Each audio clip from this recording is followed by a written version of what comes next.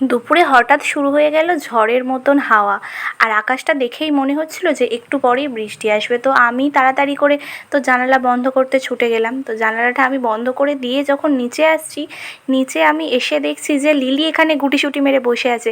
জানো তো, ও আকাশ ডাকলে প্রচুর পরিমাণে ভয় করে, মানে নিজের গলার চেনটা খুলে এদিক ওদিক ছুটে চলে যাওয়ার চেষ্টা করে। আর ওর কাছে যদি কেউ বসে থাকে তাহলে ও চুপচাপ গুটিসুটি মেরে বসে থাকবে। তো আমরা সকলেই ওর কাছে বসেছিলাম।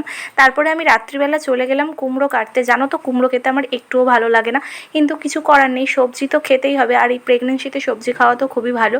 তো কুমড়োটাকে না আমি একটু মুখরোচকভাবে করার জন্য পেঁয়াজ আদা রসুন দিয়ে বানাই। তো ভালো করে কুমড়োটাকে ধুয়ে নিচ্ছিলাম, আর এই কুমড়োতে দেওয়ার জন্য আমি দিয়েছিলাম ডাঁটা আর একটু ছোলাও ভিজিয়ে রেখেছিলাম। এই ছোলাগুলো কুমড়োতে দিলে অনেক বেশি খেতে ভালো হয়। আর এদিকে আমার তো কুমড়োর তরকারি বসিয়ে দিয়েছি, দিয়ে চাপা দিয়ে দিলাম। আর আজকে আমার ব্লগটা এই পর্যন্তই। যদি এরকম ব্লগ আরও দেখতে চাও তাহলে একটা কমেন্ট করে দিও। টাটা।